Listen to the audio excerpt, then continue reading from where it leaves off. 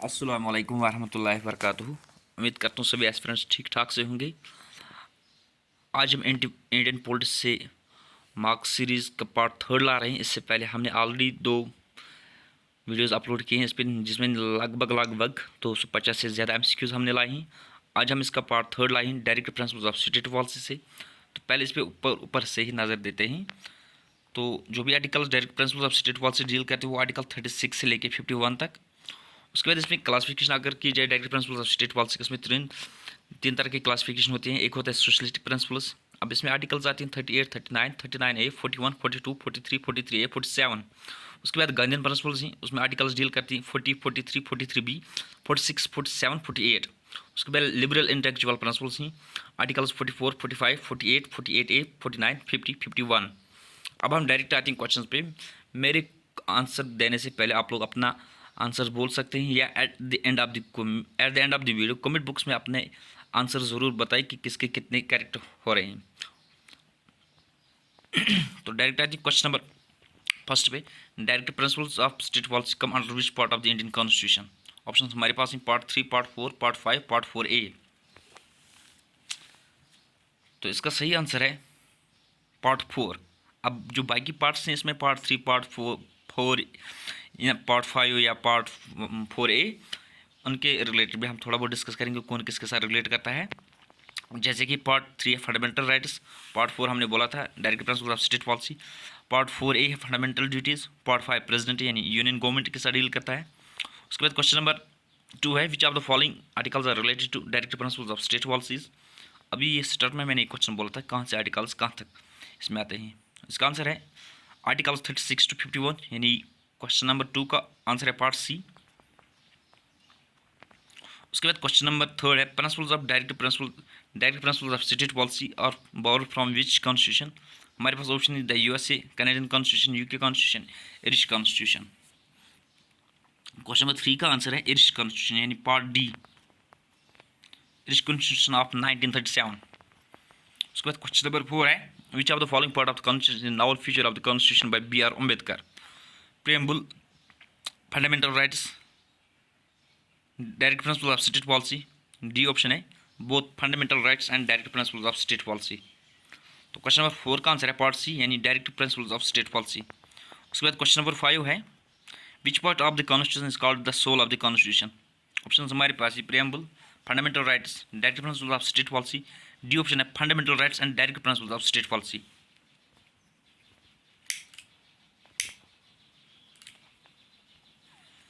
तो इसका सही आंसर है fundamental rights and direct principles of state policy यानी ऑप्शन डी। उसके बाद क्वेश्चन नंबर 6 है as per Granville Austin which part of the constitution describes as conscience of the constitution? हमारे पास ऑप्शन है preamble, fundamental rights, direct principles of state policy, fundamental rights and direct principles of state policy. तो इसका भी answer है fundamental rights and direct principles of state policy यानी option 6, option D. उसके बाद क्वेश्चन 7 है which of the following is also called an instrument of instruction? Preamble, fundamental rights, direct principles of state policy, fundamental rights and direct principles of state policy. इसका सही answer है part C यानी direct principles of state policy. उसके बाद question number 8 है which of the following is not the aim to establish the direct principles of state policy? Question number 8 option हमारे पास है welfare state, economic democracy, C social democracy, D political democracy. तो इसका सही answer है political democracy part D. उसके बाद question number 9 है which of the following articles is not based on socialistic principles? Video के स्टार्ट में मैंने बोला था कौन कौन से आर्टिकल सोशलिस्टिक प्रिंसिपल्स में आते हैं और गांधीन फेज में आते हैं जो गांधीन, और तीसरा एक है इंटेलेक्चुअल जो हमने बोला था लिबरल इंटेलेक्चुअल प्रिंसिपल्स के बारे में। इन 3 टाइप्स के हैं, आप देख सकते हैं यहाँ पे स्टार्ट में मैंने बोला था। अब हमें बोला गया है क्वेश्चन नंबर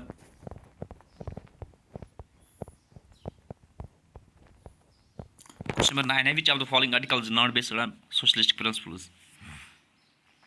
तो इसका आंसर आ गया आर्टिकल 40, एक गांधीयन प्रिंसिपल के साथ डील करता है आर्टिकल 40। जैसे कि आर्टिकल 40 डील करता है organise village panchayat self government, socialist principles जो हैं, the following are the socialist principles. Article 38, promoting social economic and political justice, minimise inequalities in income, status, facilities and opportunities. उसके बाद आर्टिकल 39 है, equal pay for equal work, right to educate means for livelihood. Article 39 A deal करता है promote equal just and free legal aid to the poor. Article 41 deal करता है to secure the right to work and public assistance for the unemployed, old age, sickness and disablement. Article 42 make human conditions of work and maternity relief. Article 43 to secure a living wage and a decent student life. Article 43A participation of workers in management of industries. Article 47 raise the level of nutrition and standard of living of people. ये वाले articles socialist के साथ आते हैं। Article 38, article 39, 39A, 41, 42, 43, 43A, 47। उसके बाद question number 10 है, which of the following articles is not based on the Gandhian principles of direct principles of state policy. Options हमारे पास हैं आर्टिकल 43, 43B, 44, 48। तो इसका सही आंसर है आर्टिकल 44। आर्टिकल 44 होता है uniform civil code, liberal and integral principles में आता है ये आर्टिकल। तो उसके बाद गांधी प्रिंसिपल के साथ कौन कौन सा आर्टिकल्स डील करता है हम देखते हैं। Article 40 village panchayat and self government. Article 43 promote cottage industries. Article 43B cooperative societies. Article 46 to promote the educational and economic interests of ST's weaker sections and protect them from exploitation. Article 47 to prohibit the consumption of drinks and drugs. Article 48 to prohibit the slaughter of cows, other milch and draught cattle. ये वाले articles Gandhi principal के साथ आते हैं। Article 40, 43, 43B, 46, article 47 and article 48। उसके बाद question number 11 है, which of the following article is not based on the liberal intellectual principles. तो इसका सही आंसर है आर्टिकल 47। आर्टिकल 47 डील करता है prohibit the consumption of drinks and drugs. ये गांधी प्रिंसिपल है, ये डील नहीं करता है लिबरल इंटेलेक्चुअल प्रिंसिपल्स के साथ। उसके बाद जो लिबरल इंटेलेक्चुअल प्रिंसिपल्स में आर्टिकल्स आते हैं वह article 44 uniform civil code throughout the country. ये ओबियसली लगभग गोवा में होता है, गोवा वहाँ पे Goa uniform civil code. Article 45 early childhood care and education. Article 48 organise agriculture and animal husbandry on modern and scientific lines. Article 48 deal करता है safeguard forest and wildlife. Article 49 protect the monuments, place and historical place of national importance. Article 50 separation of judiciary from the executive. Article 51 to promote international peace and security. उसके बाद question number 12 है, which article has provisions to secure opportunity for the healthy development of children. Option हमारे पास हैं article 39, 39A, 43A, article 48A। तो इसका सही answer है आर्टिकल 39 यानी option A. Article 39A has provisions to secure opportunities for the healthy development of children. It was added to the 42 Constitutional Amendment Act of 1976. The 42 Constitutional Amendment Act of 1976 is a notable amendment to the Constitution of India.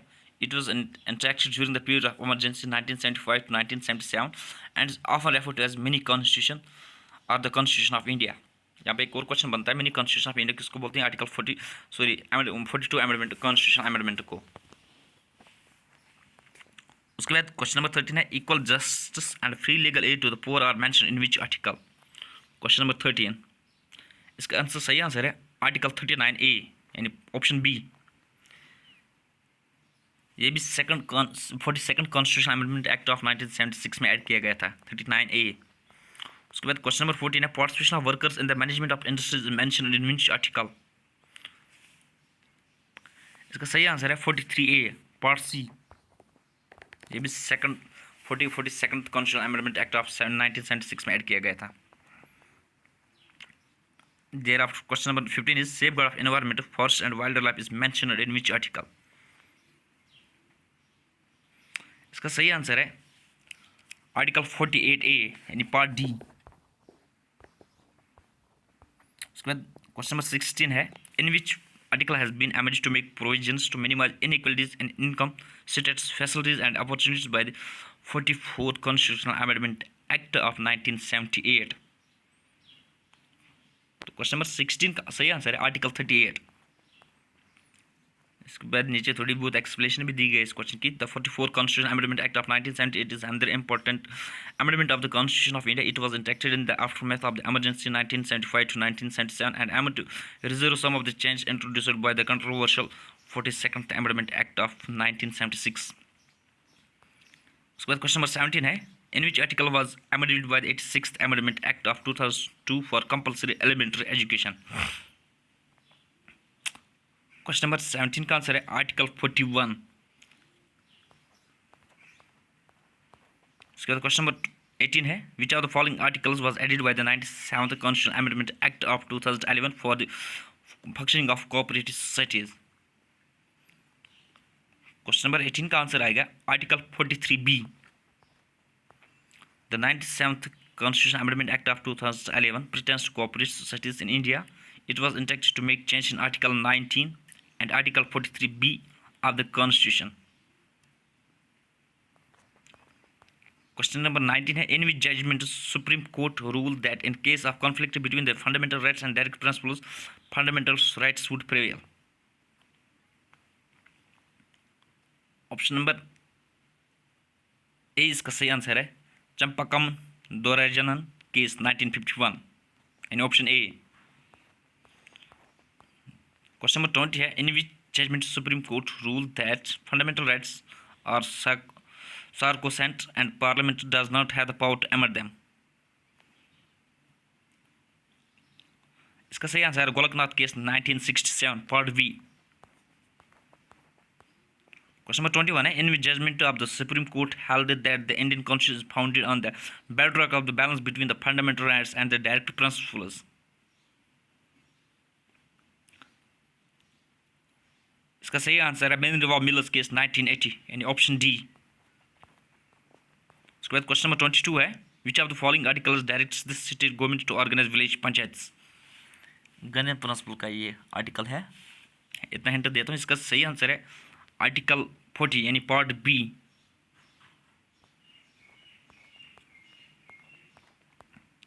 Question number 23 है, which article of the Indian constitution is related to Indian foreign policy. इसका सही answer है article 51 D part. उसके बाद question number 24 है, the direct principal of state policy may be classified into which of the councils following words for the sake of convenient city. इसका भी सही answer है ऑल ऑफ द अबव, यानी तीनों parts में, ऑप्शन डी। क्वेश्चन नंबर 25 है, यानी last question of the session है, which of the following article was inserted by the 42nd constitutional amendment to provide for the participation of workers in management।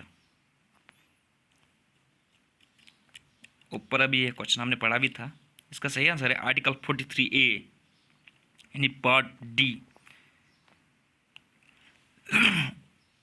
फिलहाल आज के इस third lecture में, third MCQ series में इतना ही। Next हम लाएंगे इंशाल्लाह एक दो डेज़ के बाद। अगर आप लोगों को वीडियो अच्छा लग रहा है तो अपने फ्रेंड्स के साथ भी इसको शेयर करो। बाकी वस्सलाम।